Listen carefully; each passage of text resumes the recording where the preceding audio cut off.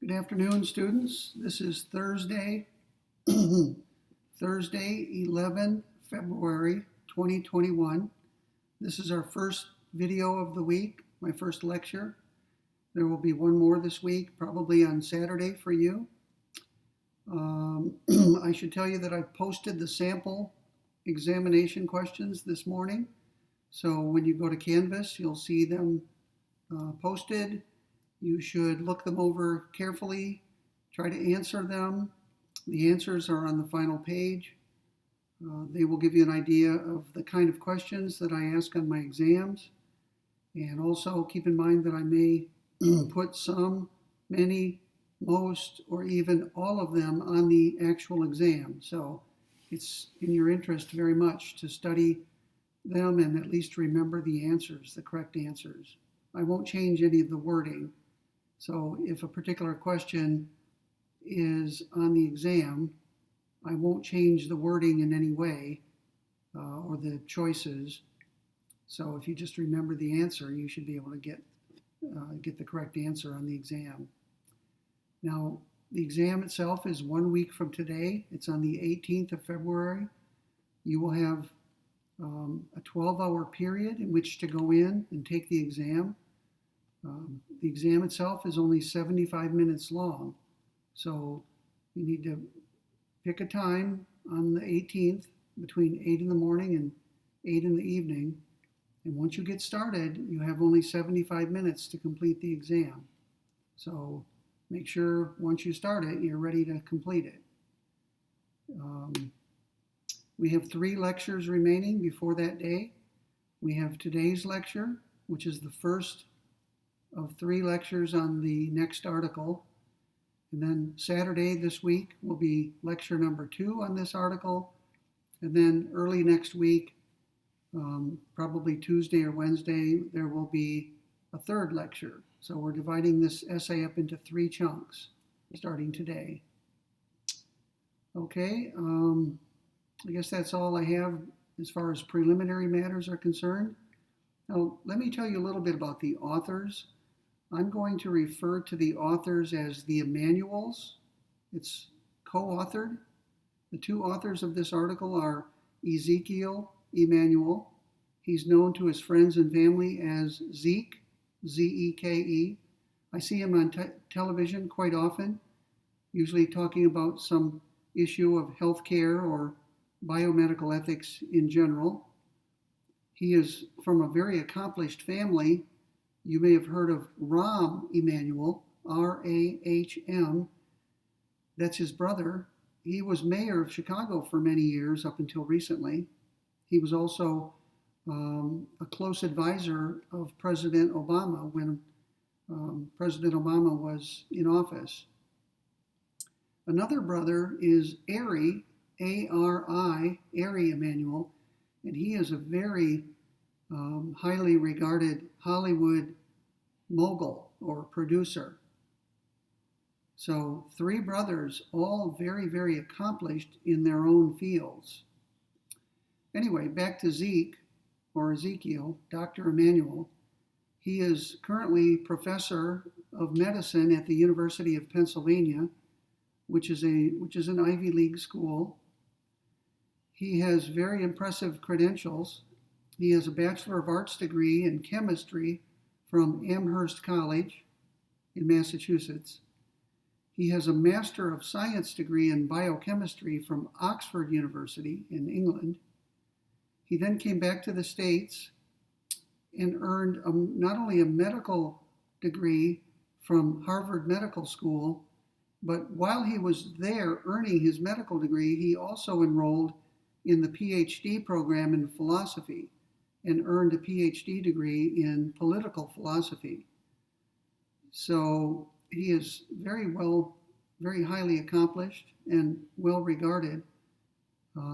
His medical specialty is breast oncology, or cancer of the breast cancer. Now, the other author was at the time of the writing of this article was his wife, Linda Emanuel, and she's still known as Linda Emanuel, even though they divorced some time ago. Linda has impressive credentials as well, Dr. Emanuel, I should say. Linda Emanuel has a Bachelor of Arts degree in biochemistry from Cambridge University in England. She has a Master of Arts degree in biochemistry, also from Cambridge. And she then went to University College London to earn a PhD in physiology. She didn't stop there, however. She came to the United States, or back. I'm not sure where she was born. If she's an American, then she came back to the States and earned a medical degree at Harvard Medical School. Her medical specialty is internal medicine and geriatrics. Geriatrics is just the fancy name for the health and care of old people or older people. Now, I don't know the details of their relationship. I believe that they were married at one point, which would explain her having the same name, and that they subsequently divorced. The only connection that I can see between them as far as where they went to school is Harvard Medical School. So I'm just speculating, maybe they met while they were medical students at Harvard and married. Okay, and it's not important anyway what their personal relations are, but I wanted to give you some background. Linda Emanuel is recently retired. She's now listed as Professor Emeritus of Medicine at Northwestern University, which is in Evanston, Illinois, near Chicago.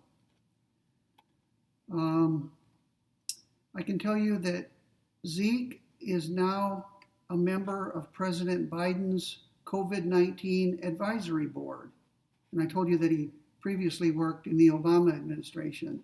So he comes in and out of government service.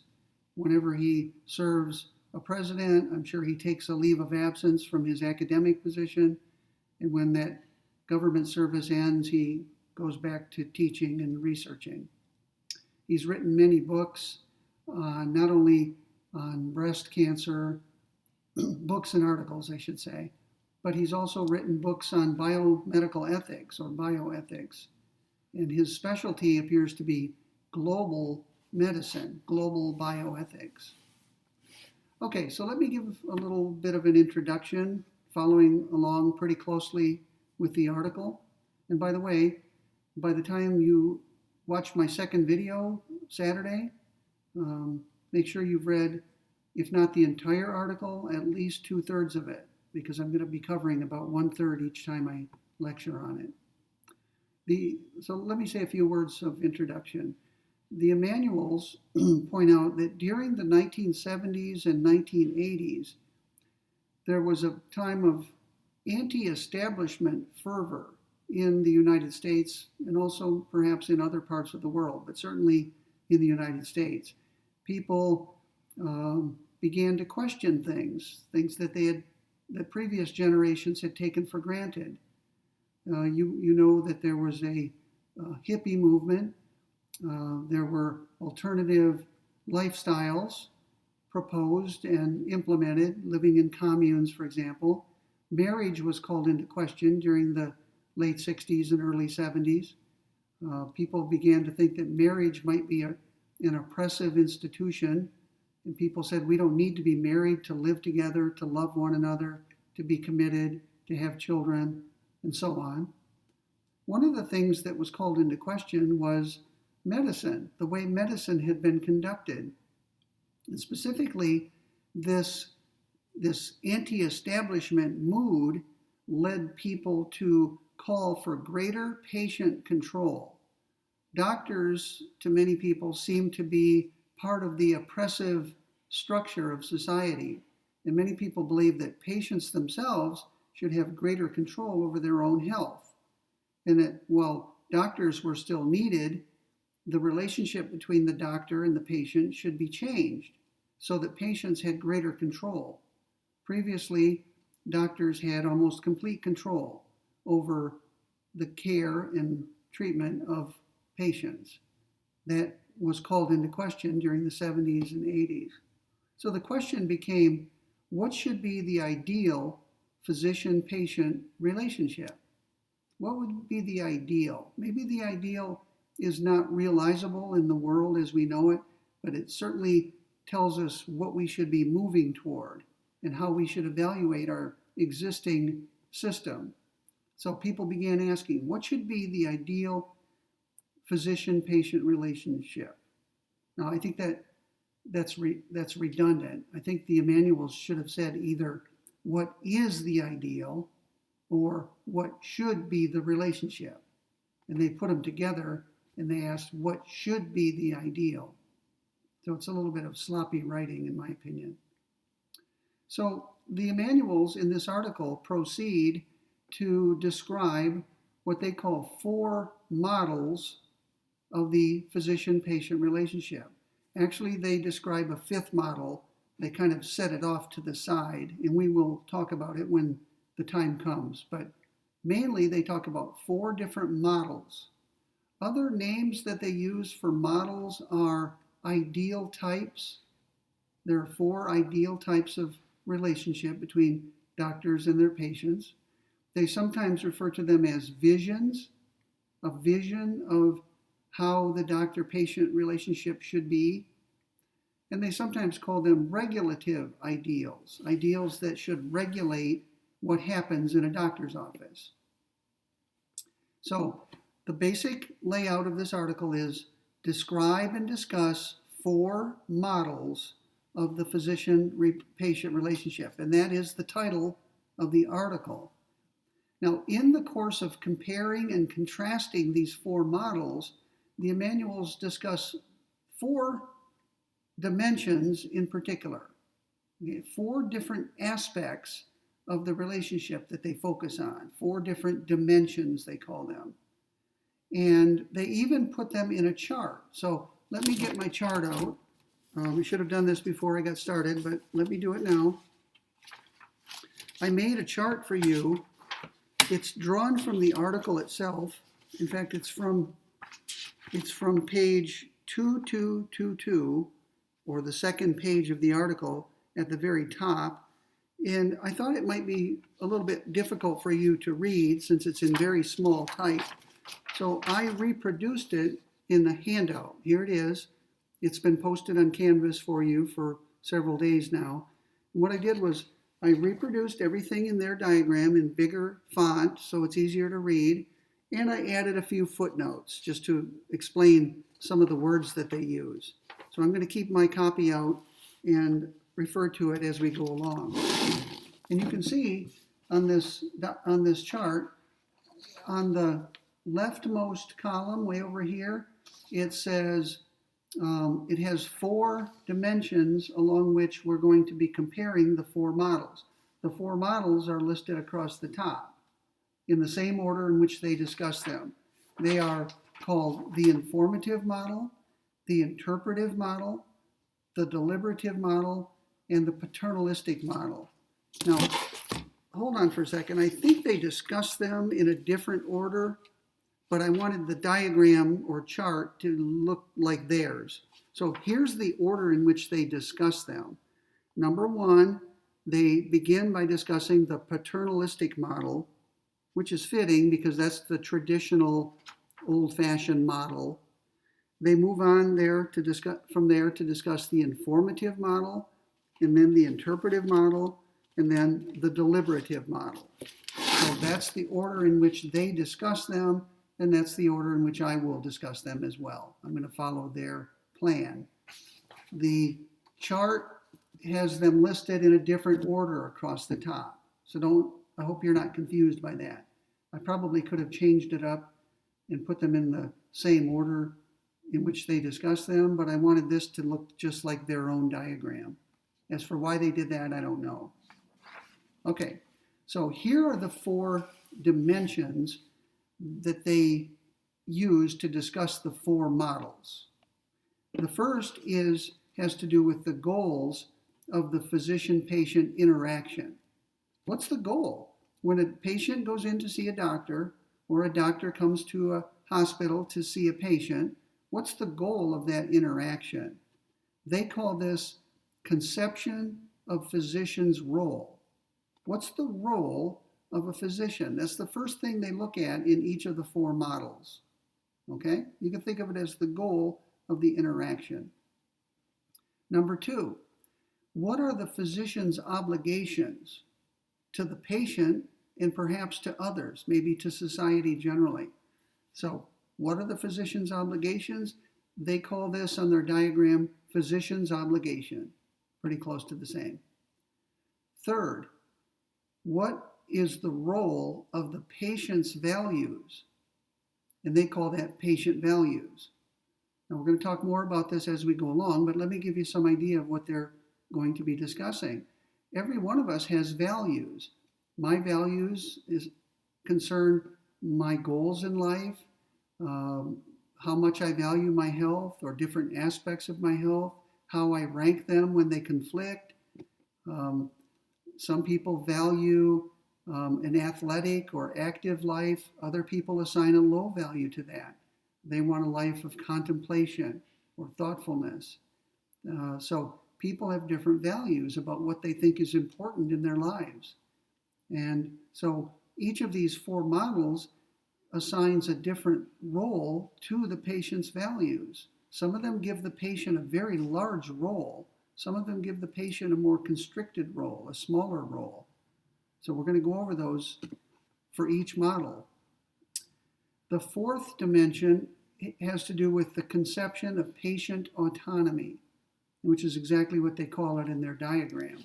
So how should we think of the patient's autonomy? By now, since we've discussed this already once or twice, in fact, in both of the previous readings, we discussed autonomy. Sarah Conley's essay on preventive health care and Carl Cohen's essay on research on animal subjects. This is the third article in the course, and all three of them have talked about autonomy. Why? Because that's one of the most important concepts in biomedical ethics. Autonomy, as you recall, means self-governance. To be an autonomous being is to be a being who is self-governing or self-determining. So you and I are autonomous. We weren't always autonomous. When we were babies and children, we were not autonomous. We were heteronomous. Heteronomous, heteronomous or heteronomous. And that means that you need to be governed by others. Hetero means other. So we begin life heteronomous. When we mature and develop our capacities, we become autonomous. And for some of us, we may become heteronomous again later in our life when we become senile. We will need to be governed by others. We will need a guardian or a family member to take care of us and make decisions for us. Okay, so autonomy is a very important capacity, as you know. And each of these models understands patient autonomy in a slightly different way. And we're going to go over them and compare and contrast them. So keep your chart or diagram handy as we go along so you can consult it. And I will direct your attention to it from time to time. Okay, let me turn my page. Now, you may wonder whether the Emanuels go beyond merely describing and comparing and contrasting the four models. And the answer is yes, they do. At the end of the day, if you will, they recommend one of the four models. They recommend that we follow or try to implement one of the four models and ignore the other three. So eventually they're going to be trying to persuade you to understand the physician-patient relationship in one way rather than in other ways. And you, of course, can question that. They have no authority over you or me. They're just two doctors who have thought through these issues and written up an article describing the various approaches. If they're going to try to persuade you to share their view about which of these four models is the preferred one, then they're going to have to give you reasons that you accept and find compelling. So ultimately, after we go through the four models, descriptively, they're going to try to persuade you that one of them is best and that you should subscribe to that one and try to follow that one. So let me give you a kind of a summary of the essay, and then we'll get started. Today, all I want to do is go over the 4 models so that you understand how they are alike and how they differ. But first, a summary, a 4-part summary. The first thing the Emanuels do in this essay is outline the 4 models. They compare and contrast them so you understand how they are alike and how they're different. This part of the article is fairly abstract. We don't get into the nitty-gritty of particular cases of patients with illnesses or injuries or anything like that. We will, next time we meet, we will discuss an actual case, an unfortunate woman who has breast cancer. And we're going to examine that case by applying the various models to it to see how they work. But that's in the next lecture. Today we're going to do something more abstract or generic. We're going to look at the 4 models and how they're alike and unlike. The second thing the Emanuels do in this article is elaborate or apply the models to a particular clinical case. That's the case of the woman I just mentioned.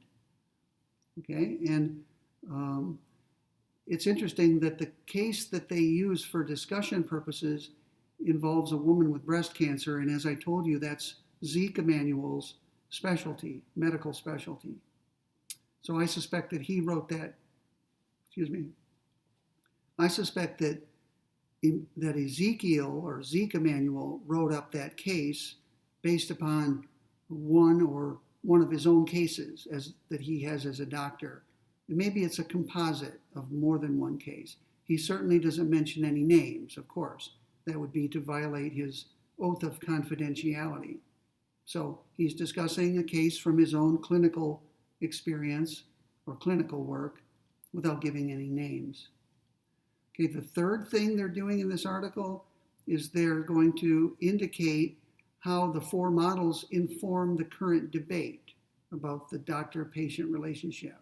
So it's another example of applying the 4 models to the current situation, not to a particular case like the woman I mentioned, but to the current debate that's going on among doctors and other healthcare professionals. And finally, they're going to evaluate the models and recommend one of them.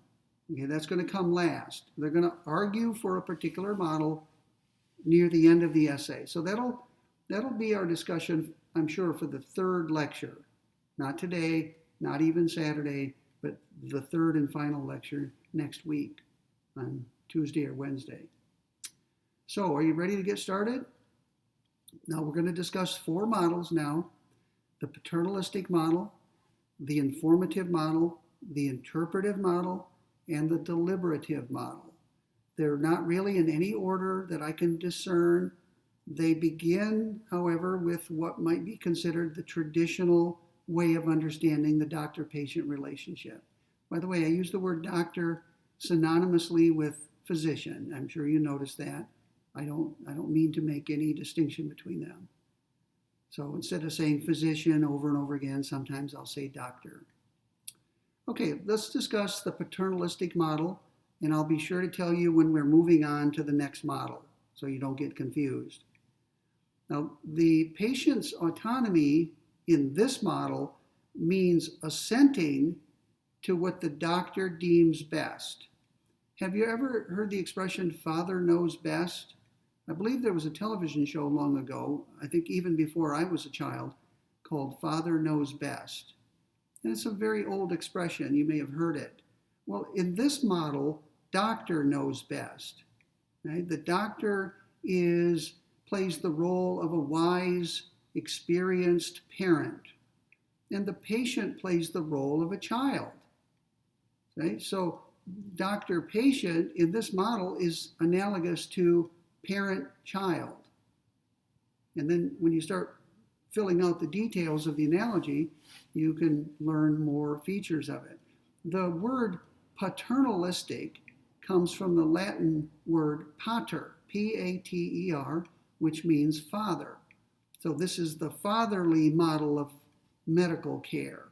Now that's obviously sexist. There are female doctors such as Linda Emanuel and many others. So it's unfortunate that philosophers use the term paternalistic. They could just as easily use maternalistic. Mother knows best.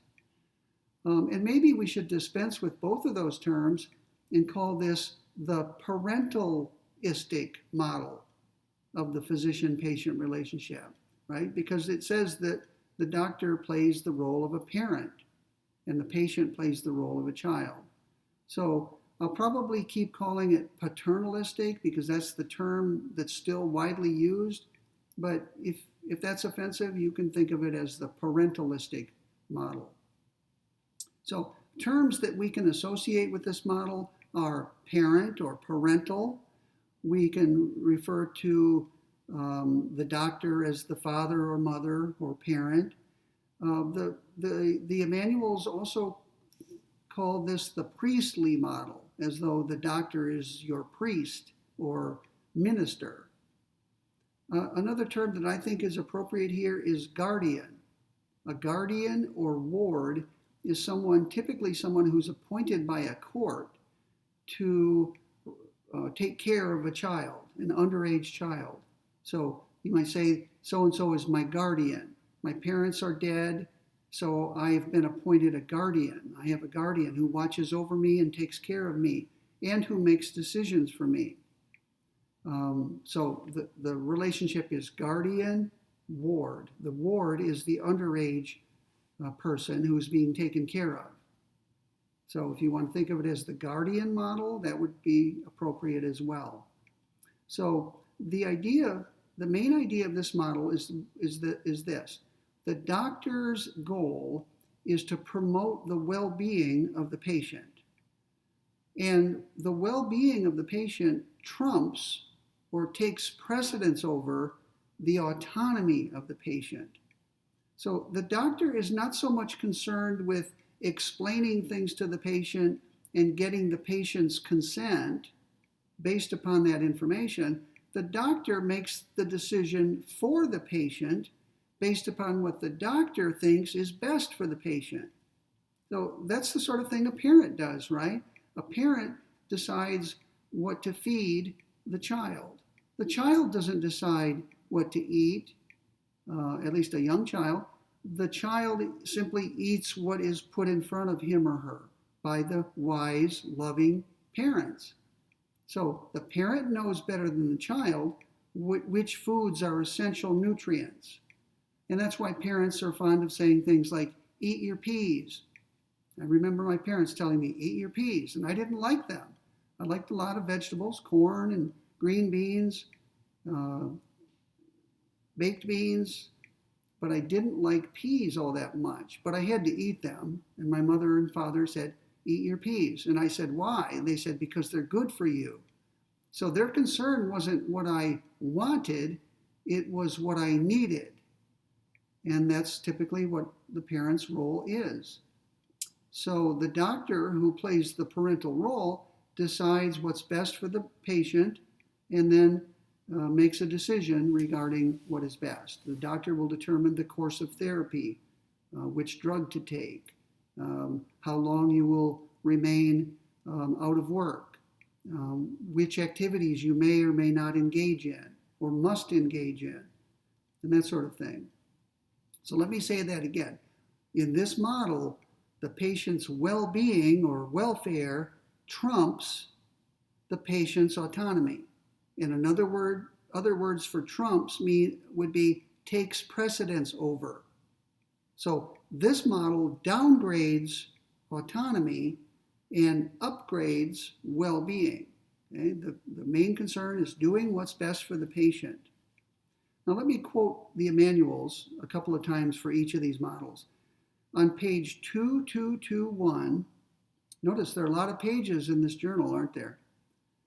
In this model, the Emanuels write, the physician-patient interaction ensures that patients receive the interventions that best promote their health and well-being. That's from page 2221. They also describe this as limited patient participation. At the limit or at the extreme, the patient isn't even consulted. Can you believe that? The doctor examines the patient, maybe asks the patient a few questions about where the pain is, when the pain started, how do you feel, things like that. And the doctor then decides, based upon the diagnostic tests and the answers provided by the patient, the doctor determines a course of treatment. The doctor diagnoses the ailment and then gives a prognosis about the course of the ailment and then prescribes a plan of treatment. It may include drugs, it may include therapy, different kinds of therapy, bed rest, things like that. Okay, we're almost done with this model. We have 3 more to go after this. On the same page, the Emanuels say, ultimately, it is assumed that the patient will be thankful for decisions made by the physician, even if he or she would not agree to them at the time. Unquote. Now think about that.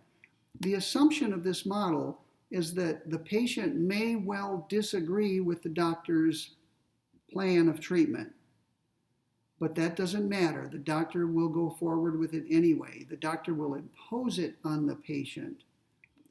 And the assumption is that eventually, once the course of treatment is completed and the patient is better or well again, the patient will understand that the doctor knew what he or she was doing. The doctor did what the doctor believed was best for the patient, and indeed it worked out for the best.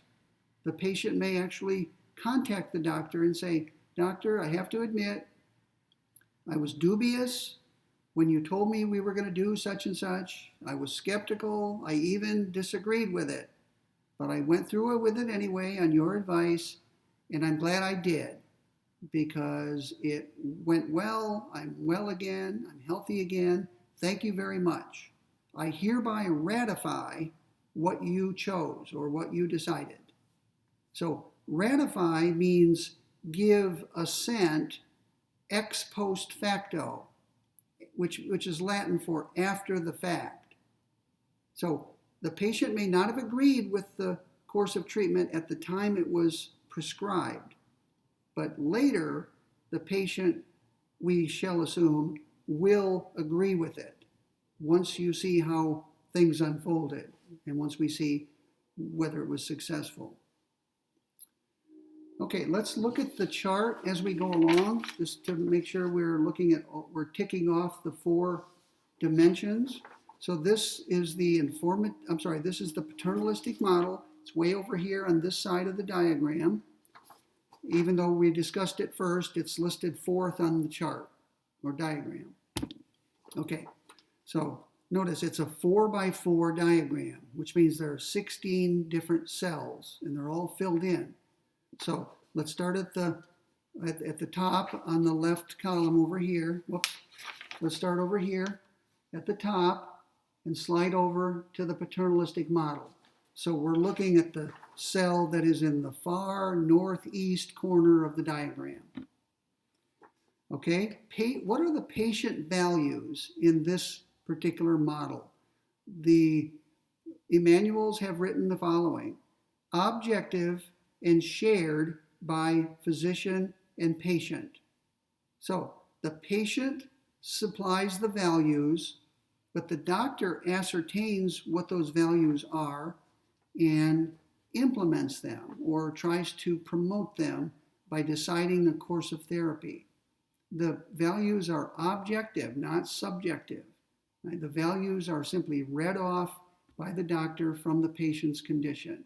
The doctor knows best what's best for you. And the doctor knows what your values, your true values are. That's what they mean by objective. Let's go down 1 row. What's the physician's obligation according to this model? It is promoting the patient's well-being independent of the patient's current preferences. Remember, the patient might actually object to what the doctor proposes, but the assumption is that eventually you'll come around and you'll understand why I'm doing this, and you will agree with it. You will assent to it, ex post facto, after the fact. Let's move down 1 row.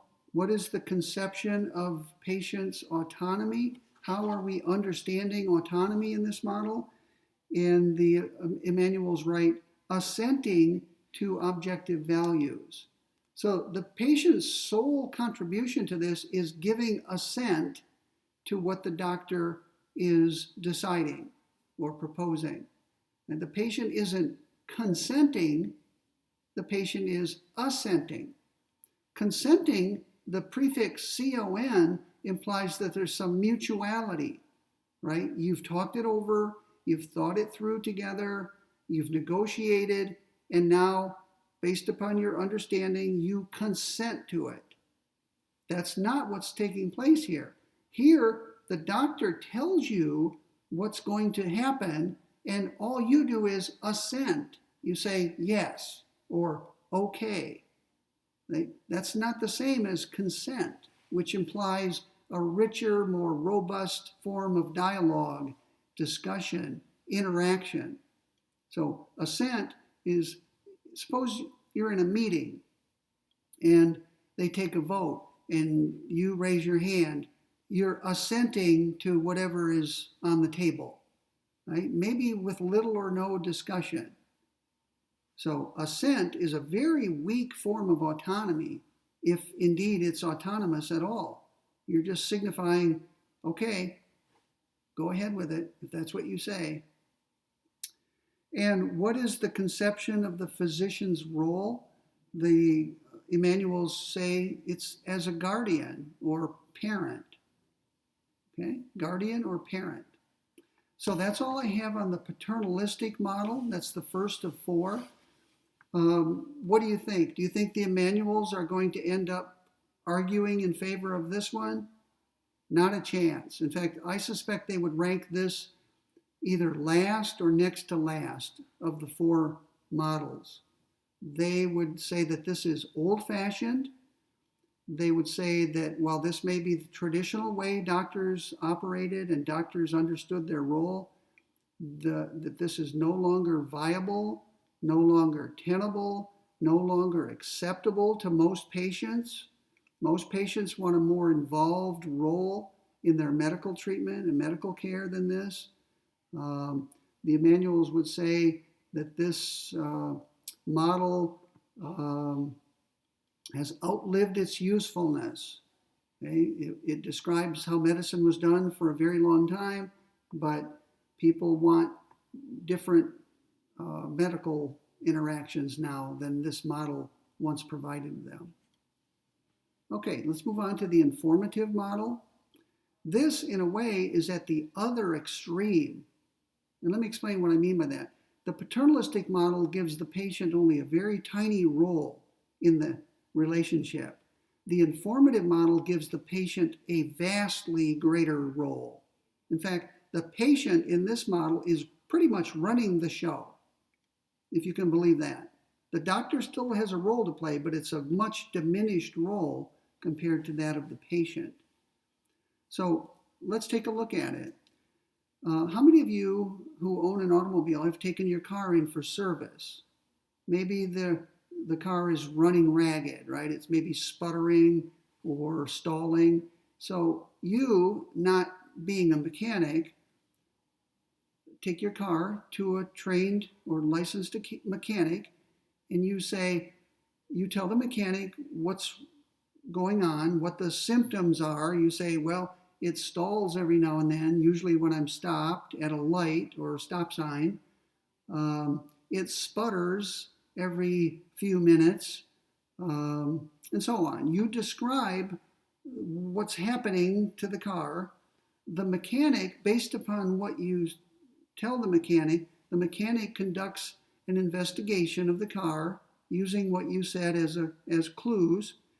The mechanic, being an expert, figures out what's wrong with your car and then comes back to talk to you. The mechanic will say, here's what's wrong. In other words, here's my diagnosis of the problem. And here is what will happen if you do nothing. If you just take the car and continue driving it, here's what I expect to happen. Here's the course of events that will occur. That you can think of as the prognosis. Prognosis means the course of events that will occur if nothing is done or if different things are done. The mechanic will then describe to you the various options that you have. And there may be several. The mechanic will say, the first thing we can do is replace a particular part. Now, there are costs and benefits of that. The costs will be how much money it will cost for the part and for the labor to install it. The benefits would be things like you should not have any sputtering or stalling problem for the life of the vehicle or for the next 5 years or something like that. There may be another option. The mechanic may tell you that if you don't choose that option, maybe that's too expensive, here's a less expensive option for you. We can do this other thing. It will cost less, but it won't be as successful. Maybe it'll help your car run smoothly for only a couple of years at best. And maybe you'll end up choosing that one. Maybe because you're low on money, you'll say, okay, I probably won't be driving this car 2 years from now anyway, so yes, give me the cheap fix, and that'll get me in another couple of years of driving. And there may be another option as well, or 2 or 3. So once the mechanic explains all of the options that are available to you and describes the costs and benefits of each of those options, who gets to make the decision about what to do? You do. The customer makes the decision. The mechanic was consulted because the mechanic had expertise, expert knowledge, and expert skill that you presumably lack, or you would have done it yourself. So let's call this the mechanic model of medicine. And you can guess where this is going. Some people want their doctor to play the role of the mechanic I just described. So you have some sickness or disease or injury. You can't take care of yourself. You don't have the skill, the knowledge, the equipment to cure yourself or do whatever is necessary to get better. So you go to a doctor. The doctor has laboratories to diagnose your ailment. The doctor has skills such as surgery. The doctor is skilled in knowing what drugs are available and what their effects and risks are, all those things. So you go to the doctor, you talk to the doctor, you tell the doctor what your symptoms are. The doctor examines you, conducts tests, and presents you with a buffet of options. The doctor says, okay, here's what's going on. Here's what will happen if we do nothing. Here's what will happen if we pursue option 1. The doctor will then describe the course of treatment, the costs and benefits to you, and so on. Here's what will happen if we adopt option 2. And maybe there's an option 3 or 4 or 5. So the doctor will apply his or her expertise, present you with a buffet of options, and you, as in the case of the mechanic, will decide what to do. And you'll say, okay, doctor, I think I would like to pursue option 3. Thank you very much for your expert assistance. I get to make the decision, and here is my decision. That's the gist of the informative model. The doctor plays the role of a competent technical expert, a technologist, or, as I put it, a mechanic. The mechanic model, the mechanical model of medicine. So here's a quotation from the Emanuels, 2221, same page. In this model, the objective of the physician-patient interaction is for the physician to provide the patient with all relevant information, for the patient to select the medical interventions he or she wants, and for the physician to execute the selected interventions. So one possibility is the physician says, one of our options is to perform surgery. There may be a drug therapy, a drug treatment. There may be a surgical treatment. The patient chooses the treatment. If the patient chooses the drug treatment, the doctor will choose the drug that is appropriate for that ailment. If you choose the surgical treatment, then the doctor will perform the surgery. So the doctor, like the mechanic, carries out your wishes, whatever they may be. So who supplies the values in this example? The patient does. The patient, not the doctor, supplies the values. They're subjective. They're not objective as they were in the the paternalistic model. They're subjective. Only the subject or the patient decides what is valuable and what's not, and how valuable it is. The patient, in other words, supplies the goals or the ends or the objectives, and the doctor merely implements those objectives or just chooses the correct means to achieve those ends. Remember, the doctor is a specialist in implementing the patient's goals. So the doctor provides the patient provides the ends, the doctor provides the means, whether it's surgery, drug therapy, or whatever. Okay, so before we leave this model, I want to do two more things. I want to go back over the handout with you, and I want to say a little bit more about diagnosis and prognosis. You may have a question or two on the exam about these, so pay attention, because the authors of this article don't mention this at all. But I think it's important, since we're talking about the practice of medicine, that we talk about these things, because some of you may not know what these words mean. Let's talk about diagnosis, first of all. If you look at the word, it's spelled D-I-A-G-N-O-S-I-S. We pronounce it diagnosis. It's actually a composite of two other words, dia, D-I-A, and gnosis, which starts with the letter G, G-N-O-S-I-S. It's pronounced gnosis. So the G is silent. Dia, gnosis. And when you put them together, you get the word diagnosis. And that word does have the G pronounced, right? Diagnosis. Diagnosis. What do those words mean? The word dia means through. I believe these are Greek words, not Latin. They're originally Greek words. Dia means through, as in going through something. And gnosis means know or recognize. It has to do with knowledge. So, what is diagnosis? It means to know or recognize through something. And that makes sense, doesn't it?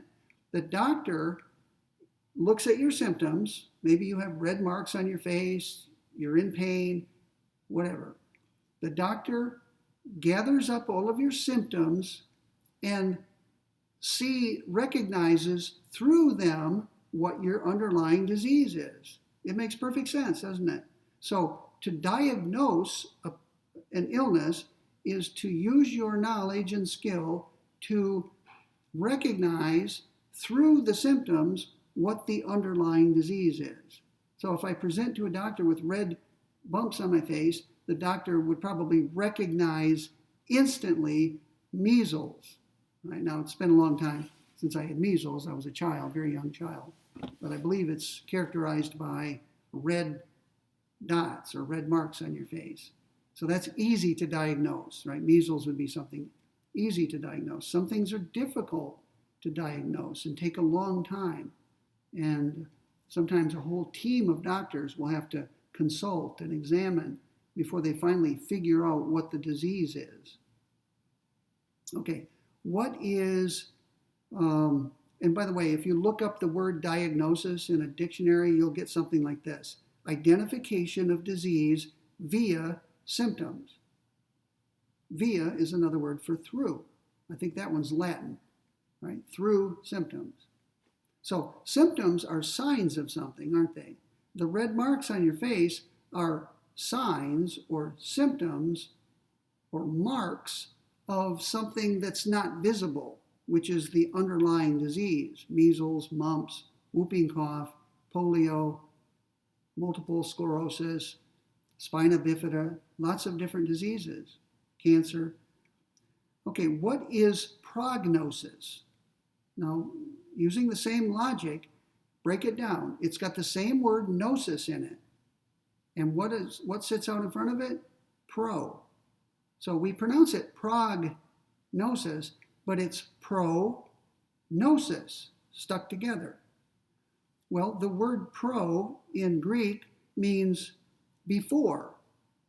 And gnosis, once again, means to know or recognize. So prognosis means, when you put those two roots together, the prognosis is, well, prognosis means to know or recognize before. So the prognosis of a disease is a prediction of what will happen as that disease unfolds. Right? It's knowing what will occur if we do nothing to the disease, if we try option 1, if we try option 2. The prognosis is the course, the expected course of the disease. Prognosis. And if you look that word up in the dictionary, you'll see something like forecast of course of disease. So all I've done is broken the words down etymologically for you. Etymologically means the origins of the words. And I hope that helps you remember them. Maybe for the rest of your life, given the silly little explanation I just gave you. It's really not silly, but maybe you think it is. In a way, it's silly to be looking at the origin of the word, but I've always found that if you understand where a particular word came from, you're halfway there to understanding the meaning of the word. So that's what we've just been doing. Okay, let's look at the diagram, the chart. Find the proper column, because they're not in the same order as we're discussing them. Look for the informative model. This one is listed in this first column, the first of the 4 columns. So let's go down the rows from top to bottom. What are the patient values in the informative model? The manual will say that they're defined, fixed, and known to the patient.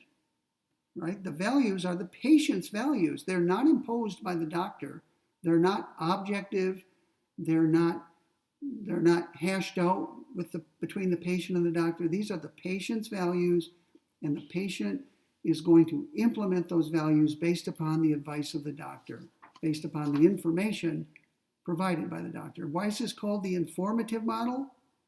Because the main role of the doctor is to provide information to you. Right? There's no deliberation, no interpretation going on. It's just, here's the information, you make the call. What's the physician's obligation in this model? Here's what it says in the box: providing relevant factual information and implementing patient's selected intervention. So provide the information, and once the patient makes a decision, implement it. Surgery, drug therapy, whatever the prescribed treatment is. Third row, what is the conception of patient autonomy in this model? Choice of and control over medical care. This model gives the patient the greatest control of any of the 4. It's a patient-centered approach to medicine. This is the kind of thing that many of the anti-establishment people from the 60s, 70s, and 80s probably had in mind. Many of them probably wanted the patient to have complete control of the interaction, with the doctor doing nothing more than providing information and then carrying out the patient's wishes. So patient autonomy is maximal here, or pretty robust, if not maximal. And finally, 4th column, what's the conception of the physician's role? Competent technical expert. If you want to think of it as a mechanic, that's the way I remember it. Okay? The doctor plays the role of a mechanic. Now, before we go on, what would you think of this if you were a doctor? if you were a medical doctor with an advanced degree and significant training, how would you like being viewed this way by your patients? I can imagine many doctors saying, I wouldn't even want to practice medicine if I were merely a mechanic. If my only role were to listen to the patient, do a diagnosis, provide information to the patient, let the patient decide what to do, and then carry out the patient's wishes. I can imagine many people saying, I wouldn't even want to be a doctor if that were my role. Others might be willing to do it. People are willing to be mechanics, after all, and many mechanics understand that their role is to provide information and then carry out the customer's wishes. But then again, mechanics don't have 7 or more years of intense medical education.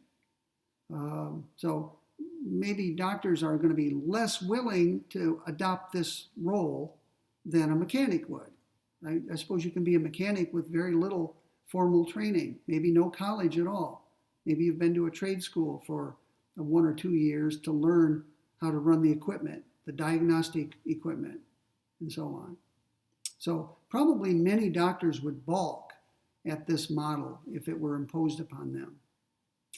Okay, 2 down, 2 to go. You ready? Let's look at what the manuals call the interpretive model, and then we'll finish up with the deliberative model. In the interpretive model, the doctor plays the role of a midwife. I'm sure you know what that means. A midwife is present at birth to bring the fetus out of the womb, to help the mother give birth. So you are a helper, right? You are helping the mother bring something out that was hidden until it was brought out into the open. And that's what's happening in this model. The doctor's role is that of a midwife. The patient comes in, the patient has values. The patient may never have thought through those values very carefully. And the values may be what the Emanuels call inchoate. Inchoate. Let me spell it. INCHOATE. If you want a definition, I put one at the bottom of this handout for you. The word inchoate in footnote 2, it means just begun, undeveloped, rudimentary, or unformed. So everybody has values. Some of us have thought through our values very carefully over a sustained period of time. And we are well aware of what our values are. We're well aware that sometimes our values conflict with one another. We've adopted mechanisms to resolve those conflicts when they occur. In other words, some people are pretty thoughtful about their own values. They've taken steps to clarify their values for themselves. Other people, perhaps unfortunately, haven't done much thinking about their own values. They have values, but they simply act when the decision comes. They don't really think much about their values and what happens or should happen when they conflict.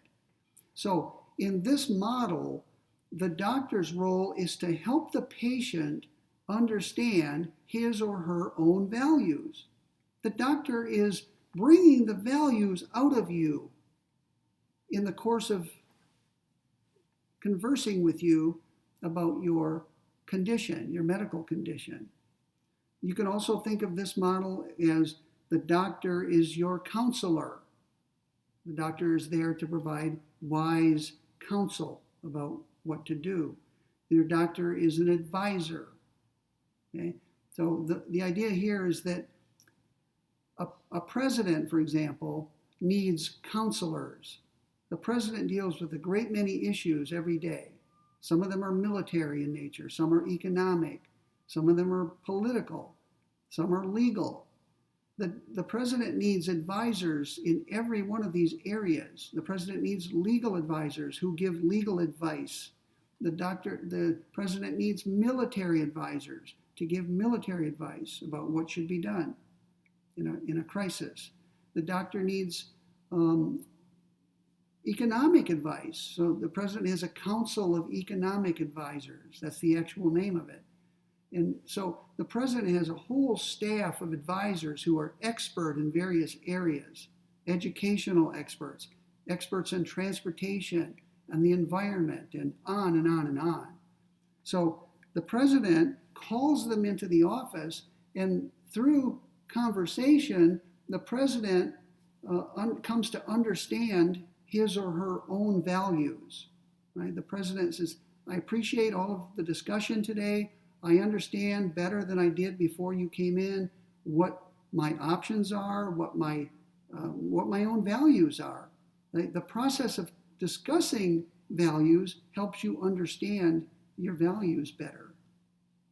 So this is the main focus of this model, right, is helping the patient understand or clarify his or her values. Here's what the Emanuels say on the same page, 2221. The aim of the physician-patient interaction in this model is to elucidate the patient's values and what he or she actually wants, and to help the patient select the available medical interventions that realize these values. Now, I looked up the word elucidate. I, of course, knew what it meant, but maybe you didn't. So look at footnote 3. Elucidate means throw light on or explain. In fact, the L-U-C in elucidate, L-U-C, that means light, lux, luxor, lucid. When you're lucid, that means the light's on, right? Your mind is enlightened. In fact, that's another word we use, enlightened. What other words? L-U-C. Okay, well, that's enough for now. I can probably think of some others. So elucidate means throw light on. So the doctor, in the course of discussing your condition with you, will help you understand your own values better. And the doctor sometimes can do this by asking you questions. Like, how do you feel? How would you feel if you had to have a total mastectomy? How would you feel if we had to do such and such? Maybe just a partial mastectomy. The doctor is probing and trying to figure out what your own values are and help you understand them better.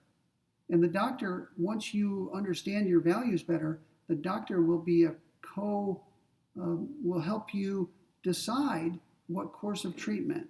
Not imposing on you, because it's ultimately the patient's values that prevail.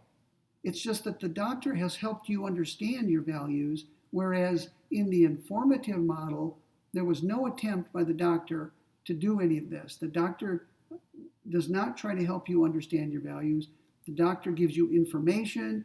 You apply your values to that information and make a decision about what the doctor should do for you or to you. So the doctor's role is to help you understand your values and work with you to make a choice among the available therapies or options. Okay, next quotation from page 2222. The patient's values are not necessarily fixed and known to the patient. They're often inchoate. There's that word. Remember, it means unformed, not fully formed, undeveloped. The patient's values are often inchoate or undeveloped, and the patient may only partially understand them. They may conflict when applied to specific situations. So notice the role of the doctor is significantly larger here than it was in the informative model, isn't it? In fact, it's larger than it was in the paternalistic model. Let's go back. In the paternalistic model, the doctor doesn't really even need to talk to the patient other than to find out where it hurts. The doctor just runs the show. In the informative model, the doctor doesn't really need to get into what the patient's values are, because all the doctor is going to do is present you with a list of options, and then whichever one you choose will be implemented by the doctor. So this is the first model in which the doctor plays an equal part with the patient. The doctor is very much involved with the patient in exploring, elucidating the patient's values, and then making a decision that will realize those values. So the doctor's role is much richer here than it was in either of the other two models. I can imagine a doctor saying, of the first three models, I vastly prefer the third one. Right? I want to be involved in talking with my patient about his or her values. I don't want to impose my values on my patient. That's not what's happening. I want to help bring out the patient's own values so that the patient can understand them better. So I want to be a midwife. I want to help you bring out into the open what your values really are and help you make a decision that realizes or implements your values. That's what a doctor would say in this model. So the doctor, according to the Emanuels, the doctor reconstructs, which means builds again, reconstructs the patient's goals and aspirations, commitments, and character. So the doctor is quite a bit involved in this model in trying to get at the patient's goals, values, hopes, fears, dreams, aspirations, and so on. The doctor, according to the Emanuels, quote, helps the patient to understand and use them in the medical situation, them referring to the values. Okay, now here are some other words. The doctor helps the patient interpret the patient's values, reconstruct them, elucidate them, articulate them, which means express them in words. The doctor helps to specify the patient's values, which may be very general, right? When you've got general values, that they can be specified, and that means narrowed and made applicable to a particular situation. The doctor helps the patient to understand and use the patient's own values. The doctor does not judge or evaluate or criticize the patient's values. That's important that you remember that. Right? The patient's values are in control. It's just that the patient hasn't thought them through, and the doctor helps the patient do that. Okay, let's go to the handout. We're almost done for the day. Oh, we're well over an hour in. Look under interpretive model. That's this column here, I believe. Yeah, right here.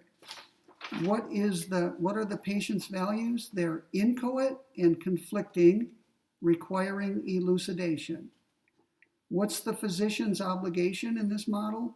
Elucidating and interpreting relevant patient values, as well as informing the patient and implementing the patient's selected intervention.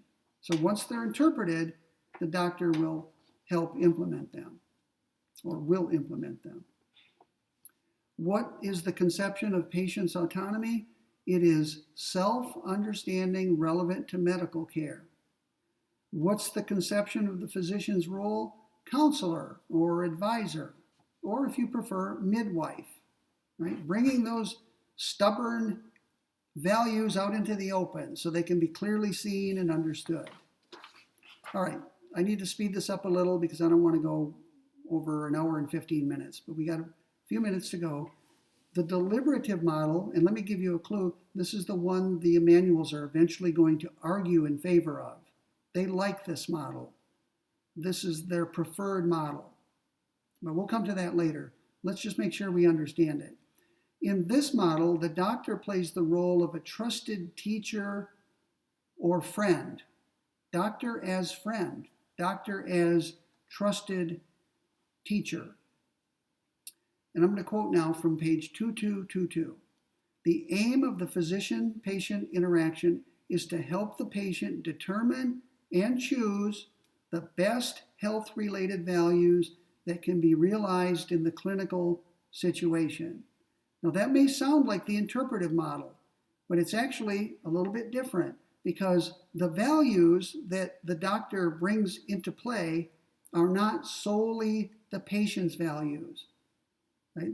The patient's values may come into play, but other values are brought in from the outside, either the doctor's values or more typically social values, moral values that the patient may not share. Another quotation, the physician's objectives in this model include suggesting why certain health-related values are more worthy and should be aspired to. So, believe it or not, in this model, the doctor will sometimes try to persuade the patient to do something that the patient doesn't want to do. And the reason, the persuasion will come down to, this will help other people. I think you should choose this option because not only does it stand a good chance of curing your disease, but we will acquire knowledge that will help other people besides you. So the doctor will bring other values into play, social values, moral values, that sort of thing, to supplement or even override the patient's values. The doctor is actually going to try to persuade you to do things that you might not want to do in this model. The aim is moral persuasion, rational persuasion. I think you should do this. Let me give you my reasons why. And you can either accept them or reject them. I hope you accept them. And that's my goal, to get you to accept them. I'm not going to try to trick you. I won't manipulate you in any way. I won't lie to you. I won't withhold any relevant information from you to get you to decide what I think is best. I'm not going to coerce you or threaten you in any way, and I'm certainly not going to force you to do anything against your will. My goal is to persuade you. I hope that once I make my argument, once I make my case, you will come to agree with me and voluntarily do what I think is best for you and for society as a whole. So the doctor here is judging the patient's values. The doctor may sometimes conclude that the patient's values are unacceptable, and therefore we should do something other than what the patient wants to do. Okay, so this gives the doctor a very powerful role in medical care. The doctor is making a case, trying to persuade you. Now, there is a deliberation that takes place. Right? It's called the deliberative model for a reason. What does deliberation mean? Well, think of this. When a jury is impaneled in a court of law, the jury's job is to hear the evidence, and eventually the judge will read the law to the jury. The jurors will apply that law to the facts as they have discovered them in the trial, and the jury will render a verdict. If it's a criminal case, the jury will render a verdict of either guilty or not guilty. If it's a civil case, the jury will render a verdict of liable or not liable, liable for damages or not. So the jury, once the evidence is finished being presented and the judge has read the law to the jury will retire to the jury room and they will there deliberate. What does that mean? They will discuss, they will argue with each other back and forth, and with any luck, they will get a unanimous verdict. And they will come to agree. Some of them will have been persuaded by the other jurors, and they will come out and say, Judge, we've reached a decision. Our verdict is as follows. So that process is called jury deliberation. Well, the Emanuels call this the deliberative model because they imagine that same sort of thing happens in the clinic between the doctor and the patient. They will discuss back and forth various options. The doctor will find out what the patient wants to do. The doctor might say, I think we should do something other than that. Let me persuade you why. Let me try to give you my reasons for why you should do X rather than Y. It's a deliberative process. So here's how the Emanuels summarize it on page 2226. The caring physician of this model integrates the patient's medical condition and health-related values, makes a recommendation on the appropriate course of action, and tries to persuade the patient of the worthiness of this approach and the values it realizes. Worthiness, that's a value judgment. The doctor says, I think this course of treatment is the most worthy given your values and other values, social, moral values, the interests of other people, for example. Okay, very quickly and we'll be done. If we look at this diagram under deliberative model, which is this column here, what are the patient's values? Open to development and revision through moral discussion. So the patient's values aren't just taken for granted as they are in the informative model. The patient's values are not just imposed by the doctor as in the paternalistic model. They're not brought out into the open as they are in the interpretive model. They are open to development and revision through discussion, moral discussion, debate, persuasion. What's the physician's obligation? Articulating and persuading the patient of the most admirable values, as well as informing the patient and implementing the patient's selected intervention. What is the conception of patient's autonomy? Moral self-development, relevant to medical care. So the idea is that the patient, through this persuasive interaction with the doctor, the patient will become a morally better person. The patient may have come in self-centered. All I care about, doctor, is my own health. Whatever the cost, I want to get better, come what may, whatever the cost. The doctor may say, wait a minute now, you're not the only person who matters here. You're being selfish. I'm not saying a doctor would really say that, but that's the implication. You're thinking only of yourself. If we do this other thing rather than what you're wanting me to do, we can not only take steps to improve your health, but we can help other people as well. Maybe I'll get you to sign up for a clinical trial in which you'll be given treatment, but also we're going to gather information that can be used to develop therapies that will help others besides yourself. So you're becoming a morally better person in this process. You're becoming less self-centered or egocentric and more other-directed.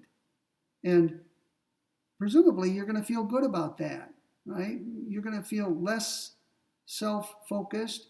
You're going to feel like more a part of the community. You're doing something that helps other people, not just yourself. And finally, what's the conception of the physician's role? Friend or teacher? Isn't that what you want from your friends? Don't you, when you're making a big decision, want to sit down with your friends and discuss with them what your options are? And don't you expect your friends to try to persuade you or to dissuade you? You want your friends to make a case. Suppose you've got a job offer in another city. It's going to require that you leave your friends and family behind. But it's a great opportunity.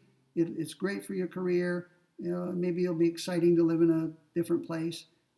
You say to your friend, I'm inclined to go to this other place. Dissuade me, right? And you sit back like this, and you wait for your friend to make a case. And you'll listen carefully. Maybe another friend will make the opposite case. And you take all this information, you process it, you think about it, and eventually you make an informed decision. That's the deliberative process. And that's something you want your friends and your teachers to do, to make a case, or make as many cases as can be made. Okay, it's time to go. We went almost an hour and 20 minutes, which technically is what we have allocated to us, so I don't feel too bad about it. But I do hope in the future to stay closer to 1 hour for my lectures. But today I wanted to get get through the 4 models, and then on our second lecture this week we'll start comparing and contrasting them. And eventually we're going to apply all of them one at a time. to the case of this woman who has breast cancer. So, hour and 20 minutes, almost exactly. Have a great day, and I'll see you probably Saturday.